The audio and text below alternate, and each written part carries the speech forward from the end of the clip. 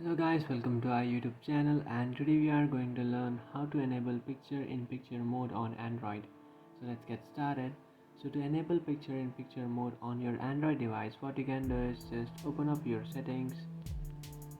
After opening up your settings, now you can just search for apps. So you can find apps and notifications. So just search for apps, and inside your apps you just have to search for special app access. After searching for special app access, inside that option you can find picture in picture mode. You just have to tap on that option, and after tapping on that option, now you should allow the applications that you have not allowed picture in picture mode. So I have not allowed picture in picture mode on my YouTube. I'll just allow it. By turning this option on, you will just allow your picture in picture mode, and what this option does is you can watch your YouTube in a small screen. So for example, I'll open up my Twitch. After opening up your Twitch application, now you will play a stream.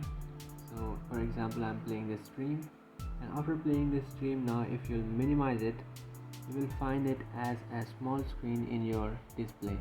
So this is what picture in picture mode does, and by enabling that option you will access your picture in picture mode. So that's it guys, this is how to enable picture in picture mode on Android.